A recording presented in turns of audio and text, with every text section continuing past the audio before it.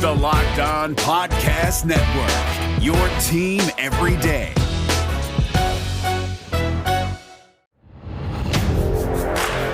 You are Locked On Big Ten, your daily podcast on the Big Ten Conference. Part of the Locked On Podcast Network, your team every day.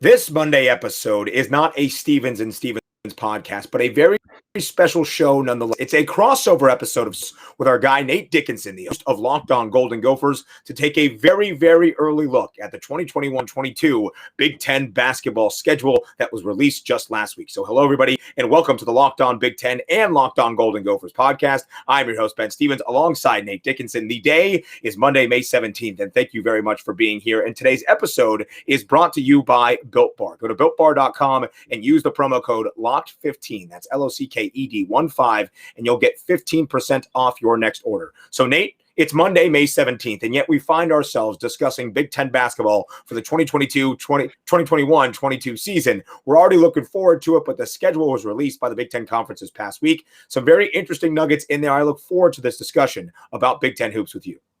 Yeah, looking forward to having it too, Ben. I don't know why we're talking Big Ten hoops in May. I don't know why you choose to have the guy on whose team doesn't have anybody left from last season. I got nothing to give you, but here we are. I'm looking forward to chatting with you, man. It's a Monday. Everything's crazy. You're the one that reached out to me about doing this, so I'm very grateful to have you on, and anytime we can get your expertise around the Big Ten Conference, I think that is a great time and a great episode to give that insight to the people here that follow the Locked On Big Ten podcast, the Locked On Podcast Network's college channel, in this great Big Ten community, of which you are a part. So, Nate, before we dive into the schedule, giving some early looks, we'll talk easiest slates as it stands right now on paper, hardest schedule as it stands right now on paper, and of course, this is all on paper because we're not exactly sure. Like Nate mentioned, Minnesota needs a whole bunch of players to even field 5 to start a Big Ten basketball game. So we're not entirely sure how next season at this point will shake out. But I think before we do that, we should take an early look at the conference in general. Not a full power rankings of sorts, but maybe just the teams that we expect to be near the top of the Big Ten in 2021-2022. Are there any teams that you highlight looking forward to next season? Yeah, I actually went through and started to take a look because I've been so worried about Gophers stuff and just how they're going to fill the roster. I haven't had a whole lot of time to look at any of this stuff. So when the schedules came out, I looked at it and I was just kind of like, I need to learn who these teams are before I can start to learn anything about what they're going to be able to do. I did have kind of like what I put as a top tier of 4 teams that I think are going to be near the top. I guess I'm going to put it like a top 3: Ohio State, Michigan, and Purdue. Just the combination of what those teams have either coming in a case like a Michigan or have just already and haven't lost in other spots. I think those 3 teams in the middle of the Big Ten are going to be teams that are going to be pretty solid, and other teams can sneak in there. Michigan State can be good. Illinois can still be good. A team like Indiana with Mike Woodson, who has had one of the more successful stories out of that transfer portal, being able to actually keep players in Bloomington. Any of those teams could be that good. They just have more question marks around them as to either how much better will they be with the experience they have coming back, how much worse will everybody else be with all the experience that some of these teams are losing. I'd say that top 3 I have of just Ohio State, Purdue, and Michigan is just like the safest bets. But even something like that, I could see Ohio State not being quite as good as what they were last year too. I don't know exactly. And I think that's what's most intriguing about this conference and being able to talk about it right now is that there's still so much to be figured out. There's still so much that we don't know. But as far as the people who stick out, those are the teams that I think at the very least should be able to not fall apart in the way that some other Big Ten teams are trying to keep the pieces together.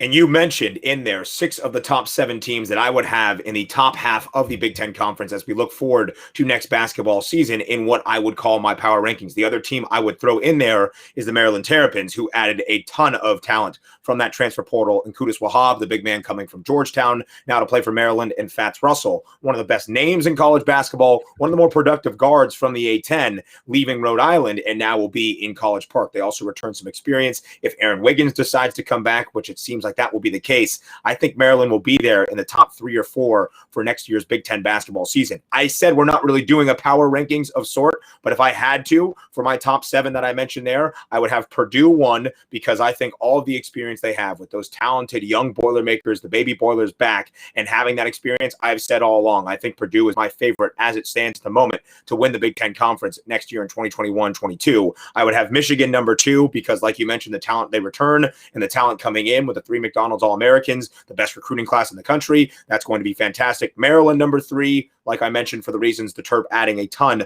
of transfer portal talent. Ohio State is number 4 for me. Again, the experience they bring back, that returning production, huge. Indiana 5, because Mike Woodson has had some incredible success very early on. Michigan State is number 6. They'll have a lot of talent back in East Lansing. And then I would still throw Illinois in there, although they lose Iota Sumu and most likely Kofi Coburn. We have to wait for that NBA deadline for the NBA draft to know for sure, but they still get Trent Frazier back. There's a lot of talent on that team. Andre Curbelo, yes, they did lose Adam Miller to the transfer portal, but I still think they will be a top half Big Ten team. So those are how I would slate the top half right now. I think at the bottom of the conference, it's a little bit harder to pinpoint at the moment. Minnesota, with their new head coach and Ben Johnson, going through a ton of turnover at the moment. Penn State and their new head coach, Micah Shrewsbury, the former assistant at Purdue, the same kind of thing. Nebraska and Northwestern probably making up that bottom 4 as well as it stands at the moment, but a lot to figure out in that bottom half of the conference. A team I will throw in there that has not been at the bottom half of the conference for the last couple of seasons is Iowa, just based on all that they lost in either guys that graduated and are going to the NBA, like Luka Garza and most likely Joe Wieskamp. Also in the transfer portal with CJ Frederick. Jordan Bohannon's back for his 18th year, but I would also throw Iowa in the bottom of the Big Ten Conference at the moment, which is not where we have been accustomed to seeing in the last couple of seasons. Yeah, there's those teams. It seems like that kind of Western region over there in the Big Ten, right? Minnesota's in there, Iowa, Wisconsin's going to have a drop off here. Right. Nebraska's been there before, but it's going to be another year like that for them too. Meanwhile, you have those teams like Maryland and Rutgers who are hopefully going to be able to try and start things up. A little bit of a shift going west from east in the Big Ten right now. But I think that you're right, and you're right about Maryland too, just going back to what you said before. They're going to be a good team as well, but when you start talking about the bottom and the top, you really only have kind of those 3 or 4 teams on each end that you feel like are kind of for sure. Yeah. And then you get into that middle, and I mean, this is how it is every year, but you're going to have a really, really interesting, I think, start to this season and then start to the Big Ten Conference as well. Just kind of trying to figure out what these teams are. Last year, it was pretty easy. The Big Ten was the best conference in college basketball for pretty much the entire season. It's not going to be that easy to see this season. And that non-conference schedule could matter a whole lot more as to how many of those teams that are in that big herd in the middle end up making the field of 68 in March. And again, we're talking like 9-10 months away now. But. Yeah. Hey, but we got to do it. And I think you bring up a great point there. I think the top 4 are pretty easy to see right now. The top 3 or 4, at least as it stands in terms of returning production, what they brought in, and the bottom 3 or 4 as well. That middle grouping is going to be very interesting. And when you think back to this past season, teams like Michigan, teams like Ohio State, even Purdue were really thought of to be middle of the pack teams and then ended up being in the top 4, earning those double buys in the Big Ten tournament. So obviously, like Nate mentioned, we're talking about things that are going to take place in 8, 9, 10 months from now, but just some of the pictures that you can paint based on what we are seeing, at least at the moment, for the Big Ten Conference in 2021, 2022. So Nate, I think let's dive into the schedule a little bit, because that was released, I believe, on Wednesday or Thursday of this past week. We don't know the dates and times as of yet, but we do know who is going to play each other and where, and how many times they will play each other. Will there be a home and away, just a home game, just an away game, whatever that may be for the 2021-22 Big Ten men's basketball slate. So Nate, I think some of the easier schedules is what we should highlight first. One that was at the top of my list, which is a team that I think will be very good, is Maryland. And the way I conceptualize breaking down easiest versus hardest is with those top teams that we put at the top of our rankings for this upcoming year in the Big Ten Conference. How many times are you playing them? Do you have to play them twice, or do you only get them once on the schedule? Maryland only has the other 2 that I would put up there in the top 3, in Michigan and Purdue, once this upcoming year. So Maryland will be a talented team. And in my mind, a not very easy, but a relatively easier slate going through the Big Ten Conference. Yes, Maryland has a good one. I'm going to get on And in a team that does not matter at all, I'm going to take the time right now, just get on my Minnesota soapbox for a second and point out that while this is a bottom of the Big Ten Conference team in all likelihood right now, the schedule for the Gophers is extremely easy the way it stands. 2 games against they were on my list as well, Nate. Not to say that you're just being a Gopher or a homer right now for the Locked On Golden Gophers. They were on my list of easiest schedules as well.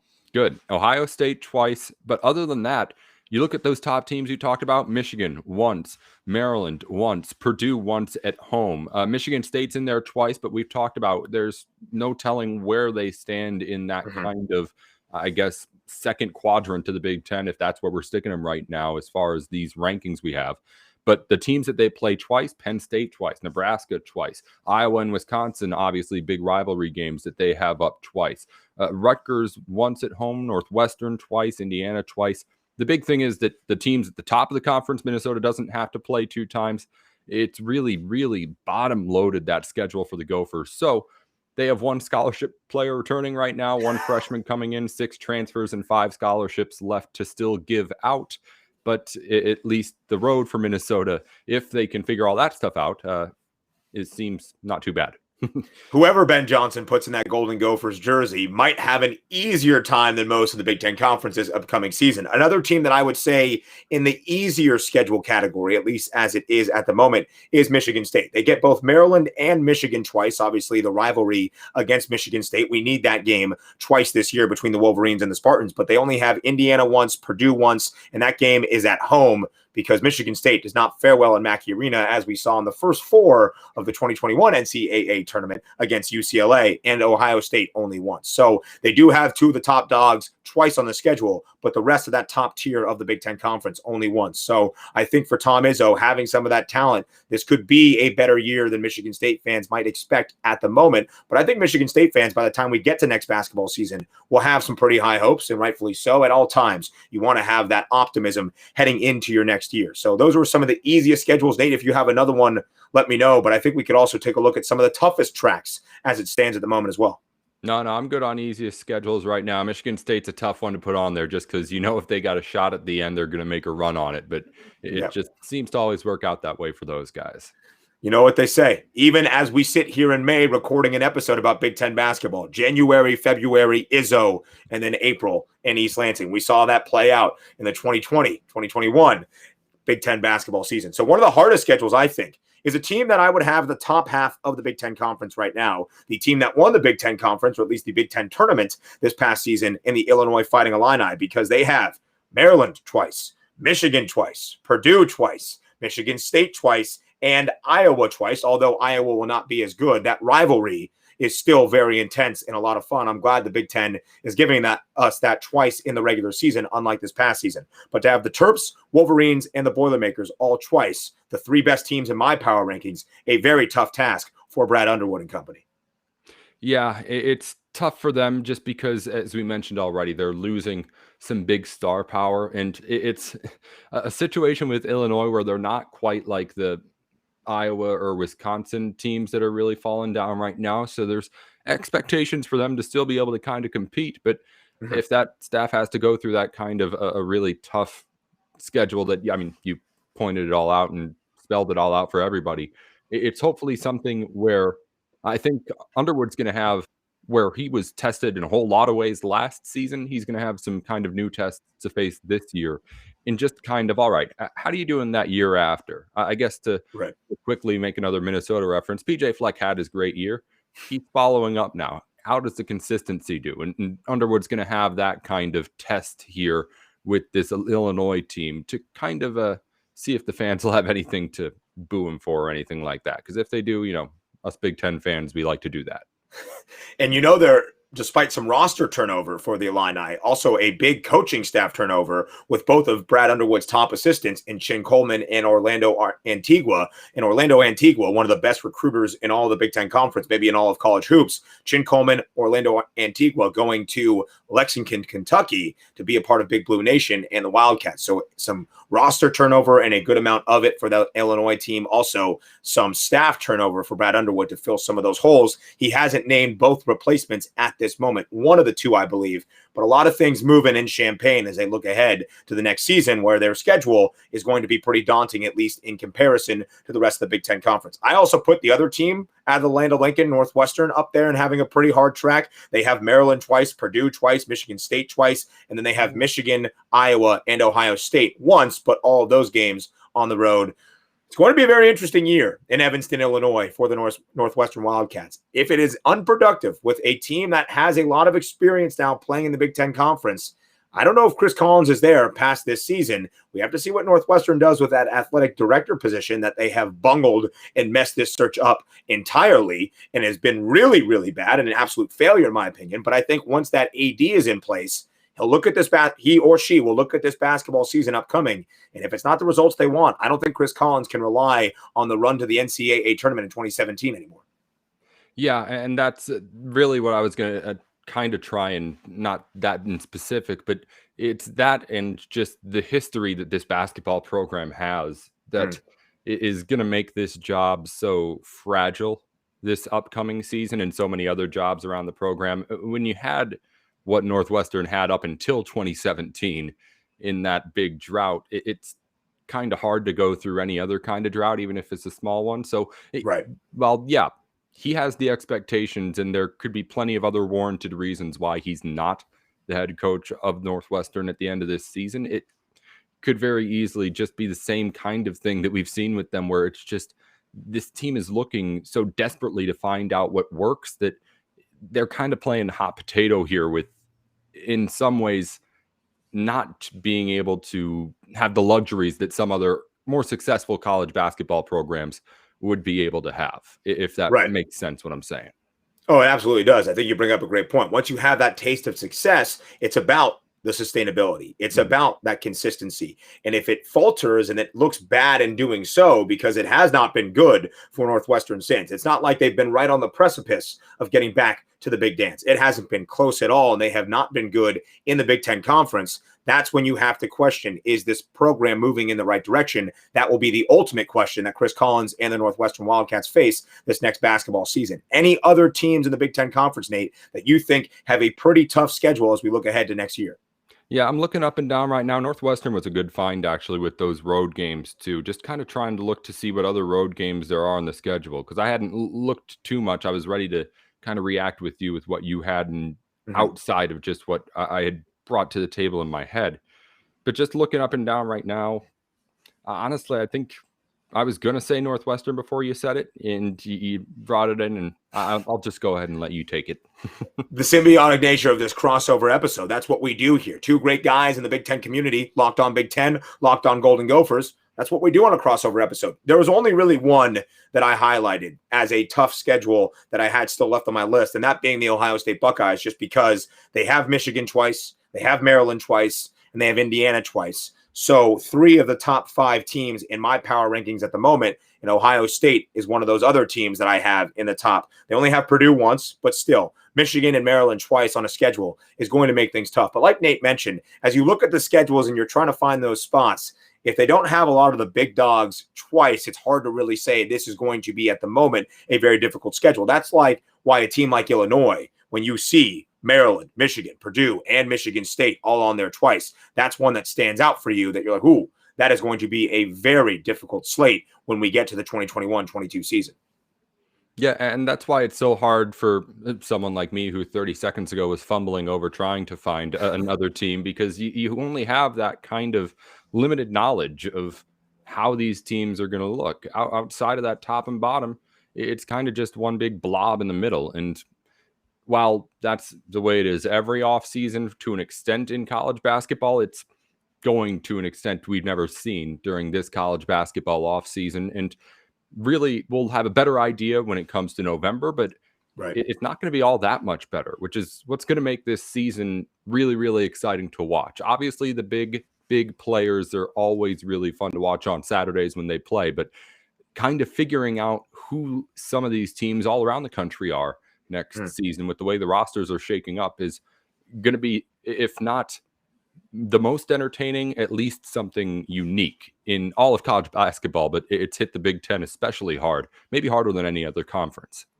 The transfer portal, as our man John Rothstein would say, waits for no one, and it is continuing to rotate. The most we have ever seen in this transfer portal. It is going to play out tremendously so this upcoming college basketball season. And I also think, Nate, one final point, the non-conference schedule that we will once again have in November and early December is going to do wonders, in my opinion, for how we truly judge the entire college basketball landscape, but specifically the Big Ten, because as we know, our favorite conference struggled mightily in the NCAA tournament. And I think some of that is due to the fact that it was a conference-only slate this past season. So the Big Ten teams beating up on the Big Ten teams, you don't get the greatest perspective on how that stands against the rest of the country. I think some of these top non-conference games that we will see in the 2021-22 season will paint a much better overall picture of what the Big Ten looks like this upcoming year. Yeah, it's definitely something for the Big Ten to prove this season with what happened both in the NCAA tournament and just how much turnover there is for so many teams going into this season. It's going to be a chip on the shoulder. Everyone is going to be talking about it going into next season after all the talk about the Big Ten last season.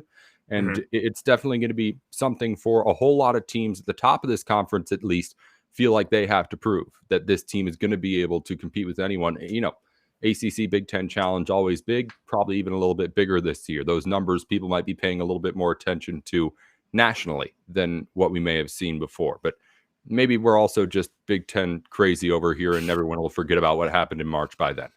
Yeah, I hope so. That's the goal. And there was a non-conference slate, a small one this past season, but we'll get a much better picture, I think, overall this upcoming year. And that's the hope, right? It has now been 21 years since 2000. Since the Big Ten last won a men's basketball championship.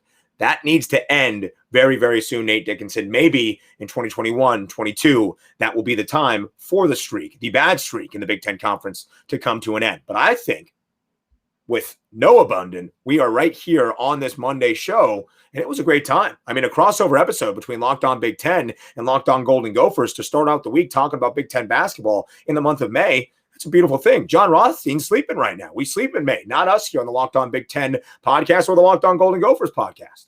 No, Locked On Podcast Network knows how to do it, Ben. That's for sure. Nate Dickinson, the host of Locked On Golden Gophers. Myself, Ben Stevens, the host of Locked On Big Ten. A great crossover episode. Nate, thanks so much for your time. Of course, Ben. Thanks for having me on.